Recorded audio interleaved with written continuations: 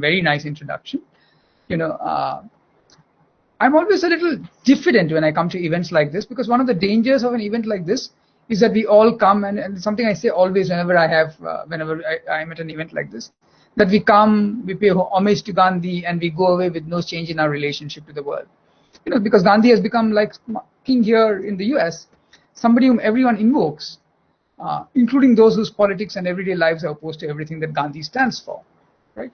So whenever I'm asked to attend a Gandhi event, I worry, especially when it's a public-facing event, that, and rather than only for other Gandhi scholars, that I might participate in this process of taming Gandhi, making him into a sweet old toothless man whom everybody loves to love.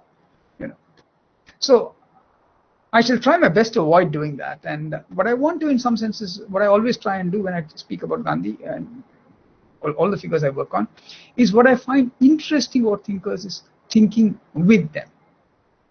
That is to say, taking their thoughts, staying with their thoughts, but being faithful to them in a way that might also bring them into conversation with our present moment. And that's the spirit in which I'll be speaking about this. And this essay itself is part of a longer project, which I'm writing an essay on friendship. One of the two books I'm working on, one is called What is Democratic Secularism? That's the one I mentioned that's the one you mentioned. The other one is on friendship. It doesn't yet have a name, right? So let me, without further ado, jump into the paper itself. So in his autobiography, Gandhi writes about how in his early teens, one of his intimate friends persuaded him to eat meat.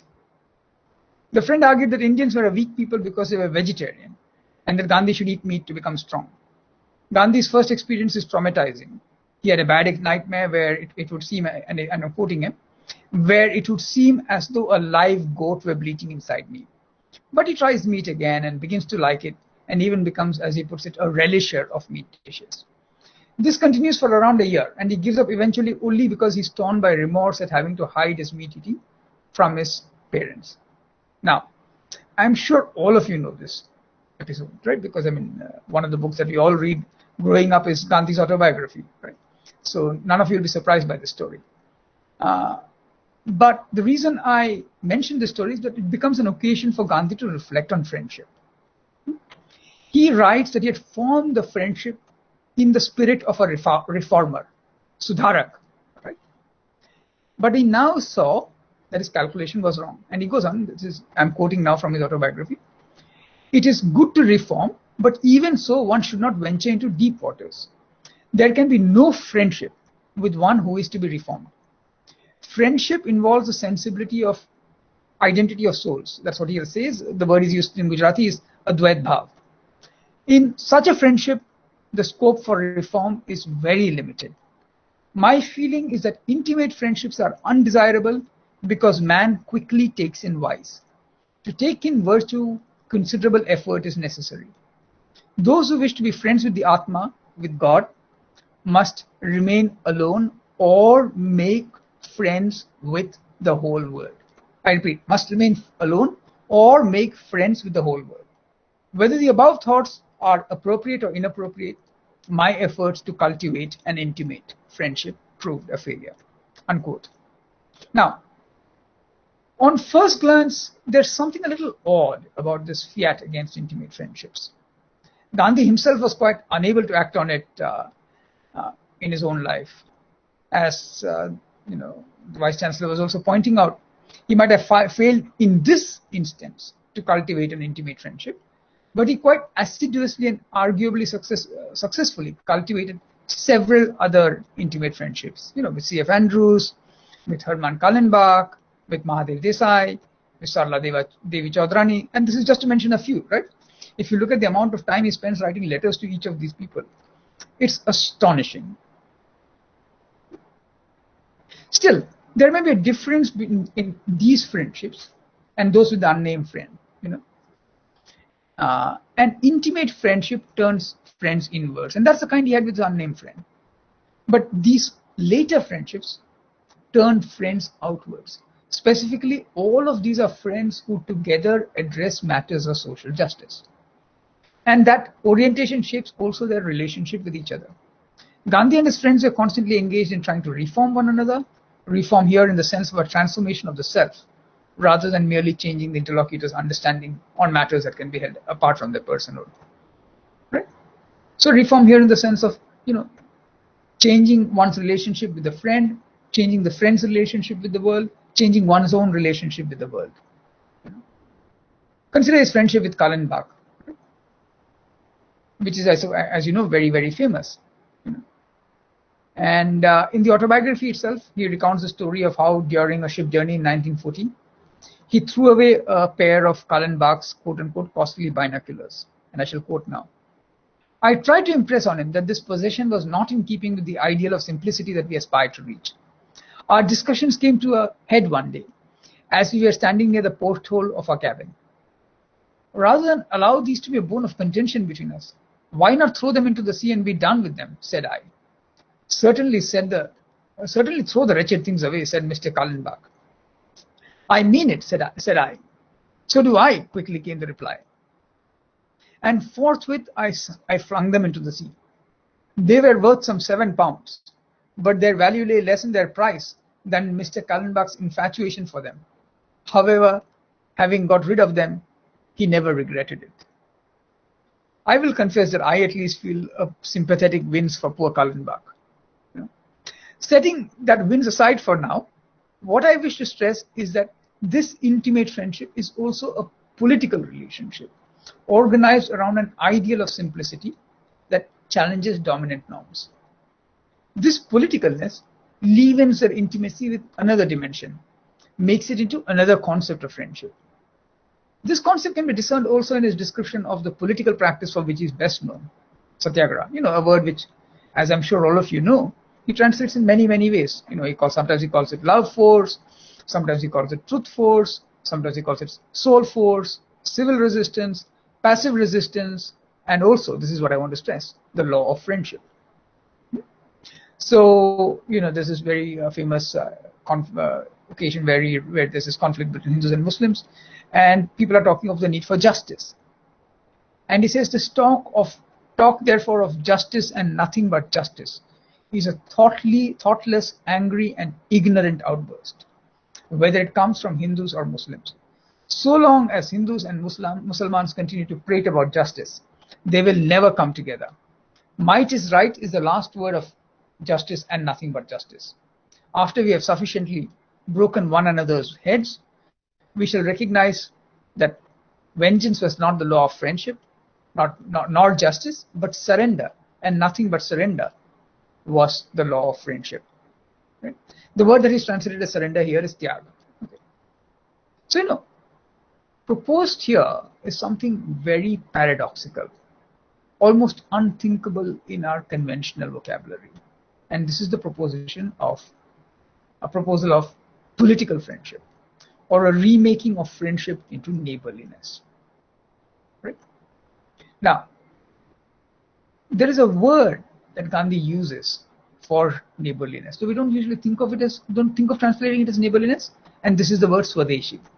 Of course, normally when we think of Swadeshi, we think of the act of buying and consuming goods made in one's own country or land. But Gandhi points to the spirit organizing Swadeshi, and he offers the following definition of it. Swadeshi is that spirit in us which restricts us to the use of and service of our immediate surroundings to the exclusion of the more remote.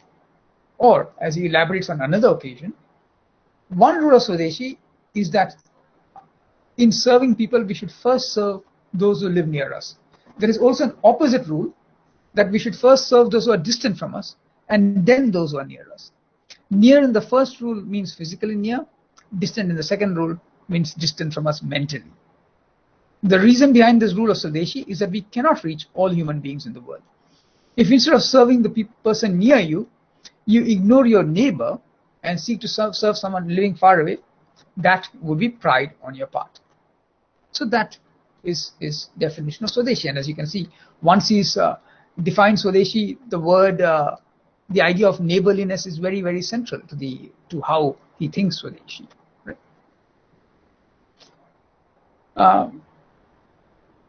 So, I would like to pursue this insight and ask, who are our neighbors? If we ask this question conceptually, then it might be said that the criterion of the neighbor is a distinctive kind of proximity, that of vulnerability. Put differently, our neighbors are those to whom we are vulnerable, whether in a physical sense, in the sense that they can hurt us, or in an affective sense, again, in the sense that we care about them, and precisely because of that, they can hurt us non-physically also, right? So it's not those who are only vulnerable to us without us being vulnerable to them. With them, we exercise a relationship of mastery without neighborliness. So if we master somebody, then we are not necessarily their neighbors, right? It's only when we experience a certain kind of vulnerability to them that there's a relationship of neighborliness, right? Now, neighbors could be friends, enemies, or even those whose existence we are not aware of. Perhaps part of the terror that Americans experienced on and after 9/11 was precisely the discovery of new neighbors, and neighbors that they did not particularly want. And the experience of climate change is partially the discovery that the climate and the weather, which we had thought we had mastered, now surges into our life in unanticipated ways, making us vulnerable in ways that we had not anticipated. So even non-sentient elements, such as the weather, can become our neighbors. Indeed, it is likely only in the modern world that we have forgotten this for so long, as Amitav Ghosh reminds us in his excellent book, The Great Derangement, that we have forgotten it for so long and with such disastrous consequences. So being a neighbor is also, as you might infer, not necessarily about physical proximity. For example, the very fact that this seminar is being conducted online through Google Meet puts us in a relation of non-physical proximity to each other. We are vulnerable to each other, right? In the sense that you are being addressed by me, maybe in some affective way, it will matter to you. And I, in turn, will be addressed by you at the end of this or process, right? So neighborliness or political friendship, also I would say, but okay, so that's the figure of the neighbor. Having talked to the figure of the neighbor, I would now like to shift to the idea of neighborliness, which is not the same as a figure of the neighbor. It's a kind of reworking of the figure of the neighbor. Right? So neighborliness or political friendship involves reworking this world of neighbors in three ways.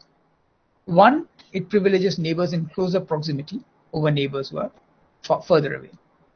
This is not about antagonism to neighbors further away, as Gandhi specifies on several occasions. Also, there can be no hard and fast rule about physical proximity. As with all else, it requires discernment to know one's neighbors, know who are one's neighbors. Right? Two, it seeks to convert neighbors in physical proximity into friends.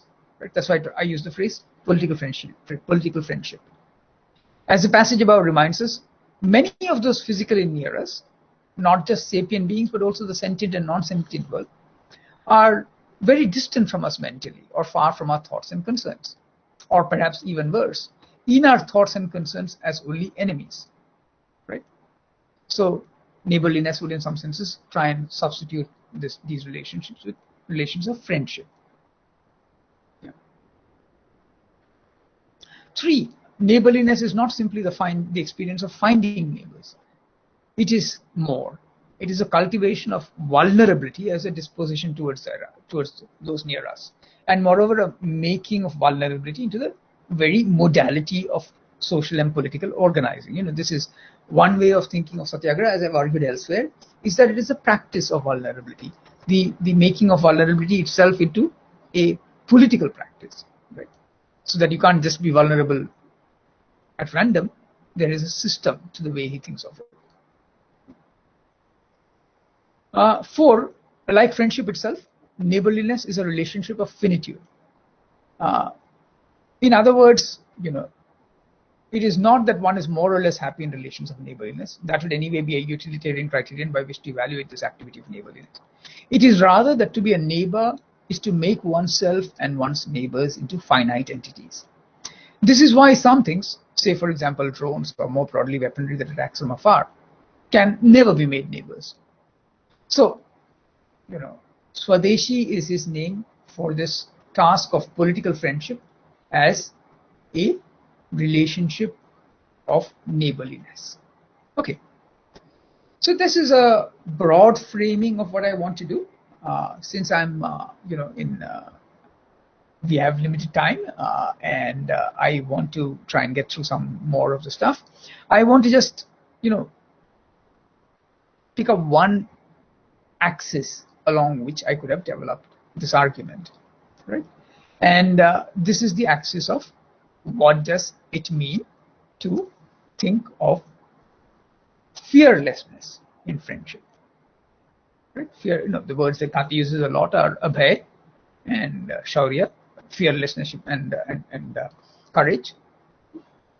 And Gandhi is very clear that without courage, there can be no satyagraha, there can be no Swadeshi. Right? And this is not just any courage, it is a very particular kind of courage. Right? In 1910, around the time that he writes Hind Swaraj, he also writes to his nephew, Narayandas Gandhi, and he asks, do you know the fundamental principles of our religion? You will perhaps say that you are able to recite the whole of the Gita, and that you know its meaning, and you wonder why I'm asking you about fundamental principles. Knowing the fundamentals, as I interpret it, means putting them in practice. Right? The first attribute of the divine heritage, Daivi Sampat as he puts it, is fearlessness. I hope you remember that verse. Have you attained the state of fearlessness to any extent? You will notice in this passage something that will strike many of us as unusual. The association of religion and fearlessness. In my book, Unconditional Equality, I have explored some aspects of this connection between religion and fearlessness, or religious fearlessness. Right? And obviously, this religious fearlessness is not to be confused with religious bigotry, right? I'll be coming to that actually in a minute. But he's in some senses talking of a particular kind of fearlessness. And I want to try and throw that fearlessness into sharper relief by contrasting it to three other forms of fearlessness. These I will call the fearlessness of rage, the courage of the warrior, and moral courage. So it seems to me that together these four forms of fearlessness, which I would are especially relevant for thinking about democratic politics today. And I say this because the exercise of modern democratic citizenship is inseparable from a courage that is minimally moral and maximally religious in Gandhi's sense. In times of danger, it partakes also of at least the warrior's courage. Moreover, to understand courage in our times is also to understand its opposite, which is not just cowardice, but evil. And now Gandhi is very clear that cowardice for him is the biggest weakness of the Indian people, and it must be overcome before anything else is possible. The most dramatic example of this is his campaign during the First World War to have Indian peasants join the British Army. His argument went something like this. If you think of somebody who's calling for non-violence, also asking peasants to join the Indian Army, you may think of it as contradictory. But his argument was something like this: that look, Satyagraha involves a courage greater than that involved in picking up arms. If you have the courage for Satyagraha, for Ahimsa, for confronting the British non-violently, then it is fine to not join the army. But most of the time you're not joining the army, not because you have a strong moral objection to it, but because you don't have the fearlessness necessary to even take up arms, let alone practice ahimsa. So it is better to pick up arms and develop at least the fearlessness of the warrior rather than be entirely cowardly. Okay, so you can see that one of the key things that he's talking about is that basically cowardice should not be there, right? So that's very central. And with that, I will have to just get into talking about these four forms of fearlessness that he talks of. Perhaps the best way to approach the first category that I'm talking of, rage, is through attention to Savarkar and more broadly to Hindutva. As the influence of Savarkar in Indian public life has risen, so too has the insistence on his honorific, Veer, heroic, brave, courageous, warrior-like. When a plaque was put up in Andaman Cellular Jail, it was to Veer Savarkar. When roads are renamed, they are usually to Veer Savarkar, rarely to VD Savarkar. Savarkar has become inseparable from his honorific. We do not know much about how this honorific originates. Right? From what we do know, it seems very, very likely that Savarkar himself played a role in popularizing it. Soon after his release from prison, a book is published called Life of the Barrister Savarkar. The author of the book is identified only as Chitragupta, and it is only many years later that Savarkar is revealed to be its author. That book glows with enormous, rapturous admiration for Savarkar, for his valor, for his bravery, etc. Okay. Now, what emerges very clearly from the book is that it is very, since if you consider that this book is written by Savarkar himself, is not simply that Savarkar is promoting himself, but also the fact that Savarkar is very important for Savarkar to think of himself as brave and to project himself to the world as brave. And it is not only Savarkar and his admirers who are taken up by the honorific. As we know, it is commonplace now for newspapers and other media sources to use it. Now, what makes this honorific so intriguing is that it does not fit Savarkar very well. In the case of, say, Bhagat Singh, who's another figure whom, as you know, is often described as Veer, all that we know about him suggests that the honorific is appropriate. But matters are murkier in the case of Savarkar. To begin with, there is something a bit off about how this book that Savarkar authors itself harps on Savarkar's valor. Normally, the brave do not go about shouting to the world about their bravery. It is almost always the case that those whom the world calls courageous even do not necessarily think of themselves as courageous. They generally say they were able to do what they did because they saw it had to be done. And sometimes it goes much further still. You know, Gandhi is talking all the time of courage, but he, in fact, he keeps saying that, look, I'm not fearless. I don't think I'm fearless enough. I don't think I'll be courageous enough when push comes to shove. Right? So he keeps saying, I'm trying to cultivate courage. He does not say that I am courageous. Right? So there is a love of courage here in Gandhi's case, but he loves courage as something that he's striving for. Okay. Now, in the case of Savarkar, matters get murkier still when we consider his actions. Certainly, his actions before his arrest display a remarkable fearlessness. But during his incarceration in Andaman jail, he wrote 3 obsequious petitions to the British, in which he promised complete cooperation with the British if he would be released. My point is not to denigrate him for writing these petitions. The brutal tortures that the British inflicted on prisoners in the Andaman jails are legendary. And most of us would have collapsed if we had to endure a fraction of anything similar. It could also be argued, as many of his defenders have, that he signed these petitions for strategic reasons. My point is only to stress that this collapse, that's how it collapsed, and there were quite a few prisoners who did not collapse, does, at the very least, make the ascription of courage to him contentious. Right? Again, after his release from Ratnagiri prison, while he encouraged his followers, for example, Godse, to acts of violence, he also made sure that he would not be implicated in these acts. Of course, his admirers have once again suggested that by keeping himself safe and sacrificing other associates, he was only acting as a good general, conserving himself for a larger cause. Right? And again, all I'm trying to say is, yeah, that may be the case, but at least this throws question on, is the word Veer the most appropriate one? An even more troubling example could be from Six Epochs, his book, where he claims that Muslim invaders raped Hindu women and castigates Hindu rulers, including Shivaji, for not having resorted to retaliatory rape. It is difficult by any criteria, and certainly by the modern criteria that we appropriate for a modern figure, to describe as heroic or courageous someone who calls for the use of rape as a political weapon. Now, the reason I'm pointing all this out is not to deny the rightness,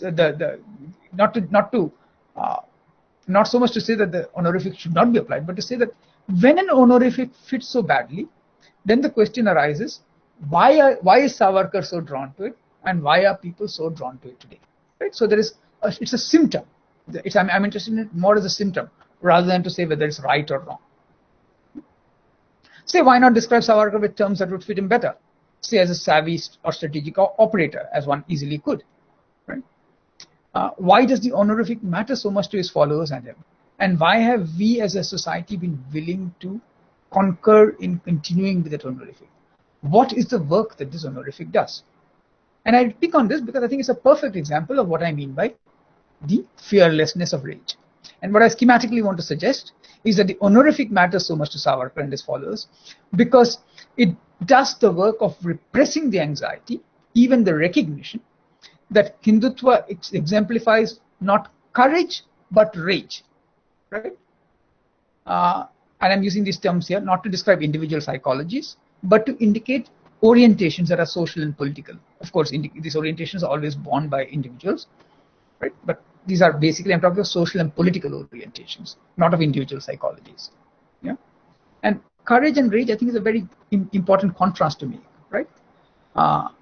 Though courage and rage sound like they're homonym, though they are partial homonyms, their etymologies are very, very different, as indeed are their meanings. Right? The word courage emerges from the Latin cor or heart, whereas rage emerges from the Latin rabies, right, and carries a sense of madness or an insanity. Those seized by rage seem to become fearless, but this fearlessness is not to be confused with the fearlessness of courage or with the anger that the courageous often experience. Indeed, one way, maybe the best way of describing rage is in relationship to cowardice. Right? If cowardice is the absence of courage, then rage is its active. If cowardice is the absence of courage and recklessness is the excess of courage, then rage is the active and paradoxical negation of courage. Rage is fearless, but it's a fearlessness that arises from the upsurge and weaponization of fearfulness and cowardice. Right?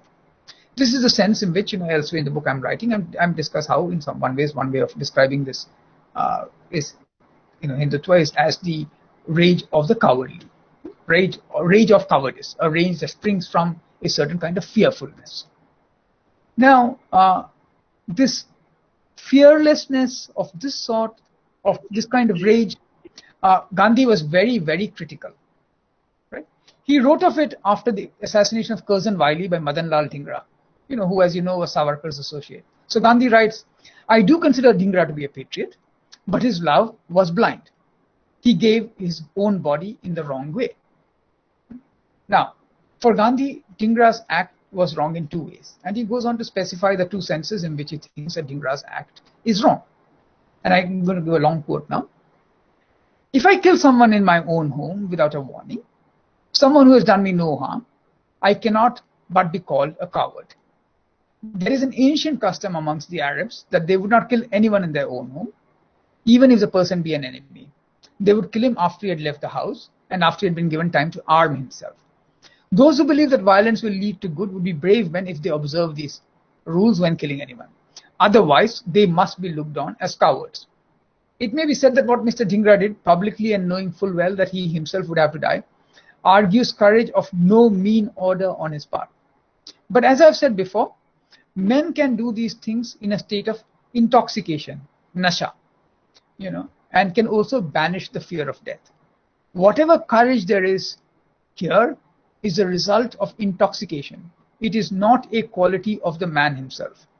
A man's own courage consists in suffering deeply and over a long period. That alone is a brave act, which is preceded by reflection. Unquote.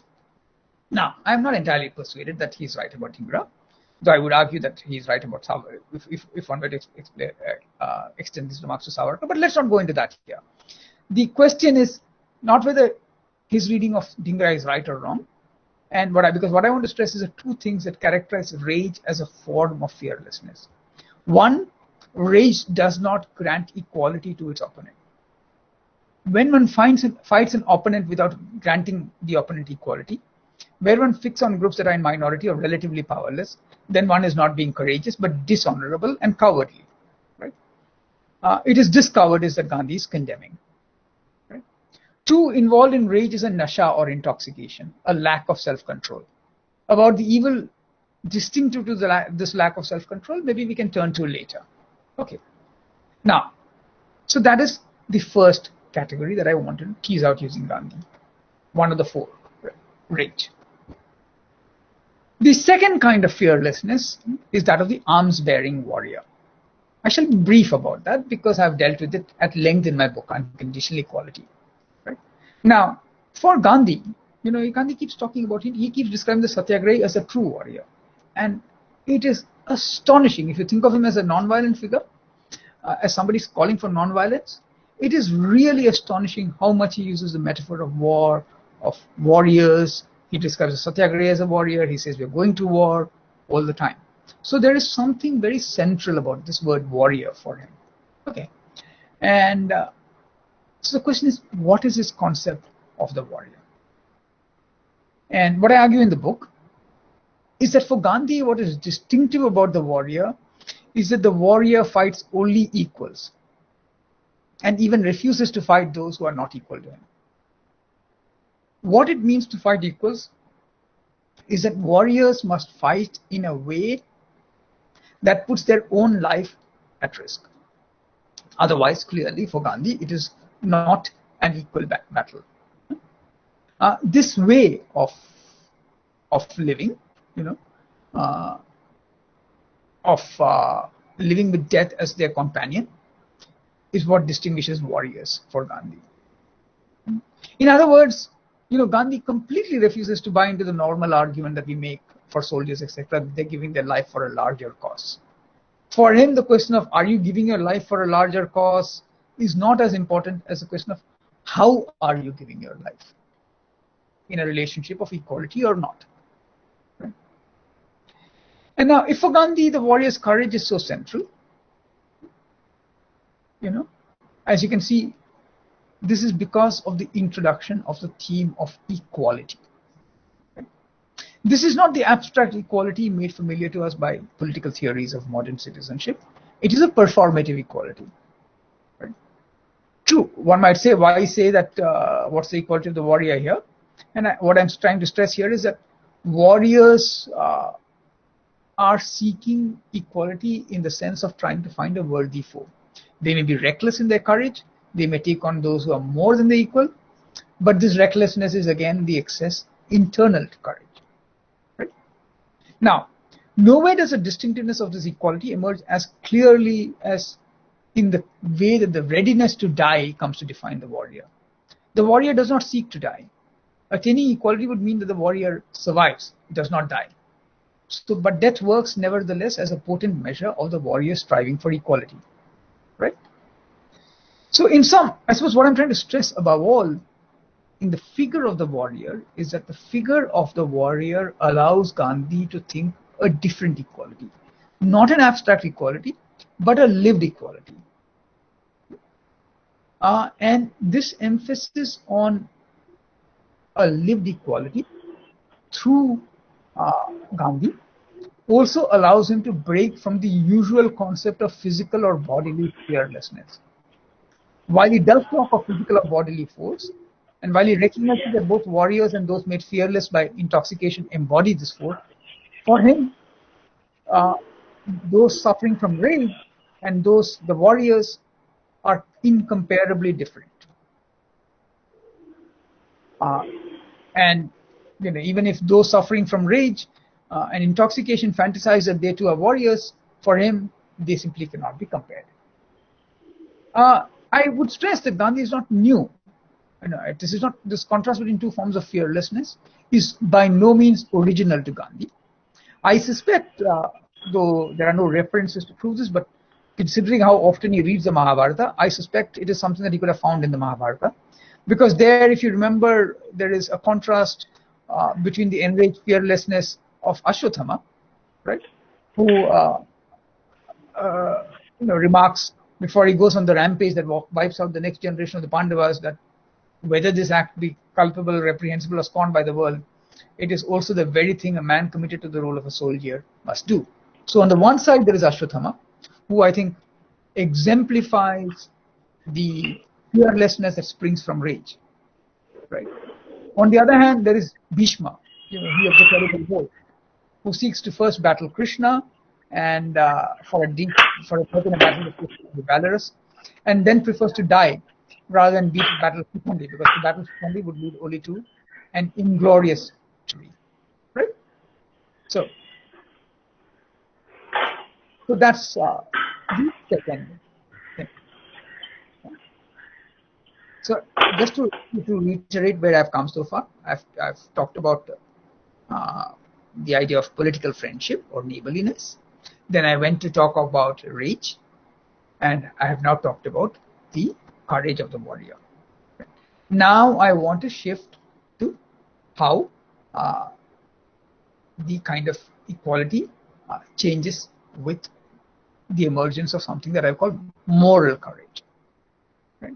Now, as I argue in Unconditional Equality, Satyagrahis are true warriors because they practice an even more intense and fearless equality than warriors. Because warriors at the last moment, in their moment of victory, must seek to kill or otherwise subdue their opponents. Satyagrahis, by contrast, for Gandhi, practice the equality of laying down their arms against their opponent. This intensification of the warrior's equality potentially transforms even the gender of the warrior I suggested in that book. Now, today, what I would like to add to that argument is that it is not only Satyagraha that involves an intensification and transformation of the equality of warriors. There is also an intensification and transformation of the fearlessness of the warrior involved in republican or representative democracy and the democratic secularism that is always part of such democracy. So, what republican democracy, by which I mean the democracy that Ambedkar, Nehru, Patel, and so many others played a role in establishing as a regime and sustaining in society, what republican democracy shares with Satyagraha is an opposition to majoritarianism, right? Because, let's be clear, the key defining feature of republican democracy as a formal system of rule is that it is not just the rule of the majority. It is, of course, based on the principle that the majority rules, but it is a rule of the majority in a way that institutionalizes rights for those who are in a minor position, right? That is to say, for those who are in a marginalized position. Individuals, each considered alone, exemplify this position of minority or of being marginalized, because after all, an individual is without rights or some other form of strength, powerless against the might of either society or state. And this is not only individuals. Some groups may also be minoritized, discriminated against and made inferior because of some traits they presume to share, etc., etc. Right? So, republican democracy, with its division of powers and regime of rights, tries to make sure that the majority will not overwhelm those in marginalized positions, whether as individuals or social, economic, and political groups. Now, Gandhi is acutely aware that republican democracy may promise these things, but it does not actually accomplish them for structural reasons that I will come to very briefly in a short while. He argues that Satyagraha and Swadeshi, his politics of neighborliness, strives even harder for a democracy that is attentive to minoritized groups, whether individuals, to the minoritized, whether in individuals or as groups. And thus he writes, my notion of democracy is that under it the weakest should have the same opportunity and as the strongest. This can never happen except through nonviolence. No country in the world today shows anything but a patronizing regard for the weak. In a similar vein, he also reiterates his commitment to individual freedom. Right? So,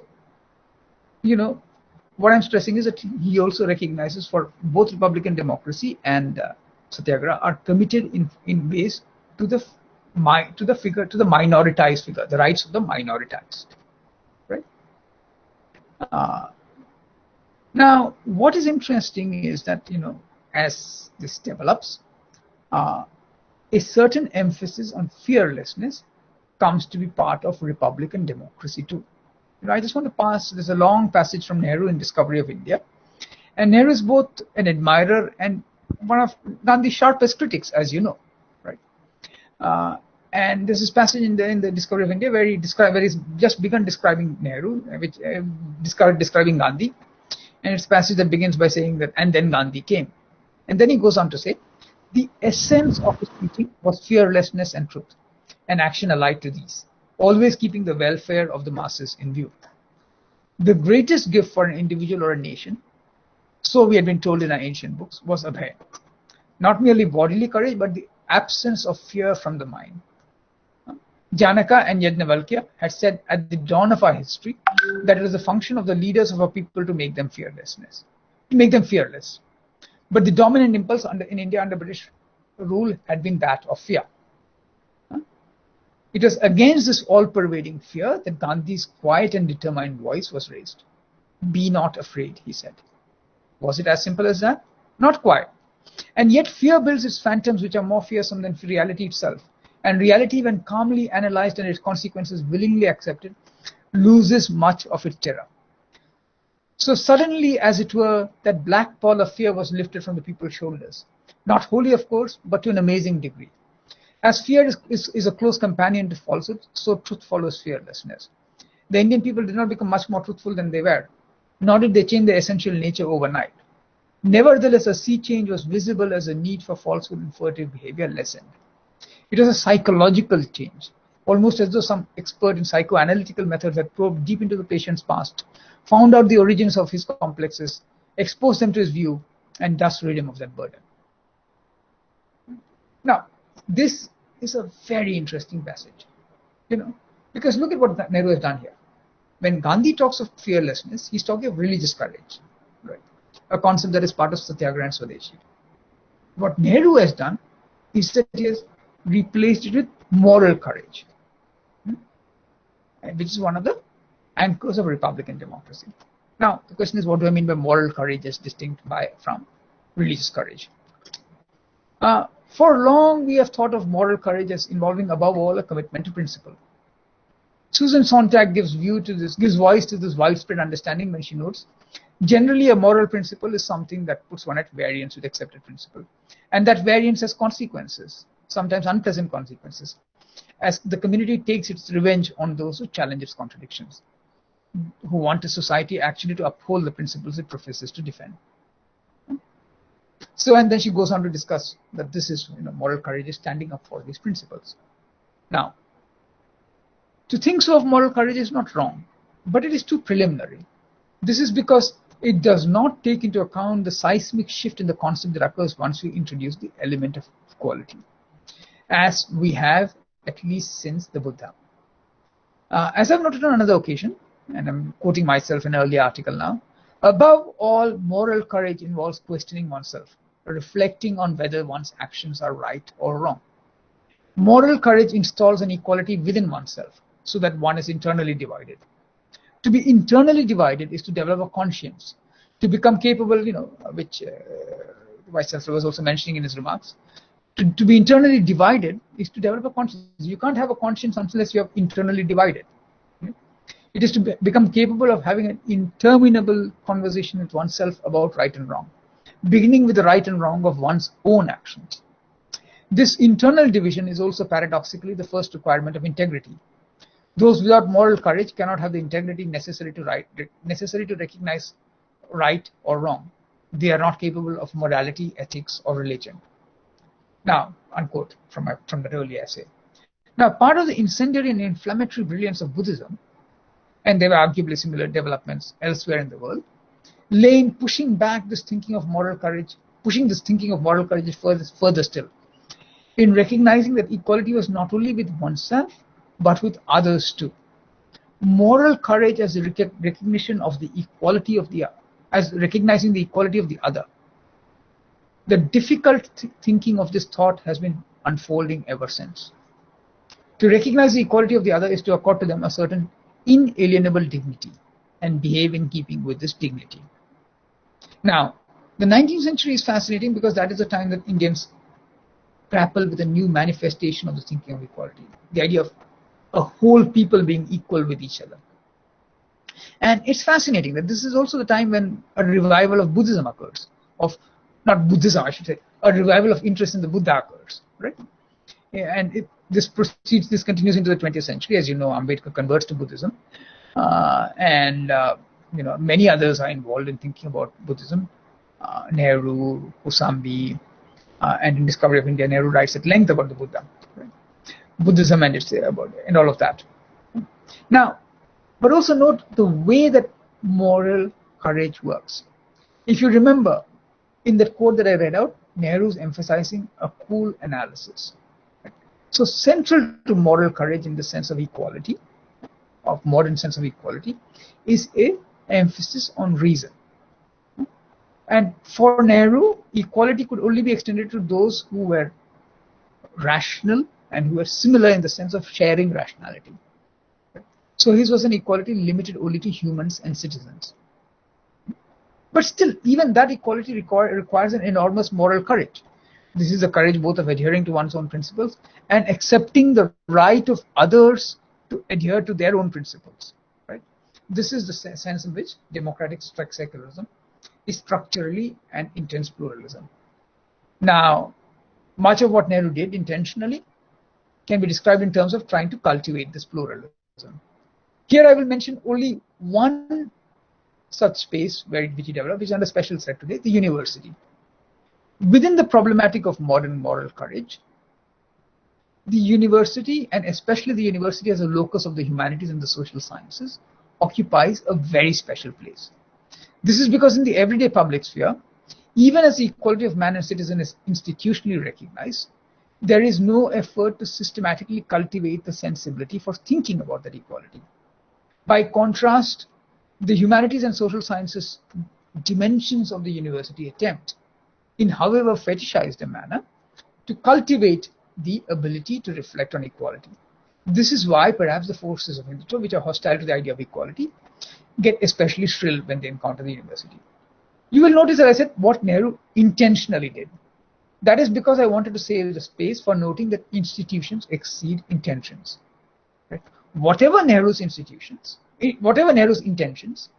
the Indian Constitution also set in place what we usually call a civil equality, an equality centered around property in the self and more broadly the institutions of the market. And this kind of equality produces the most intense social and economic inequalities. Inequalities that almost always in the long run undermine the claim to dignity, to the rights of man and citizen.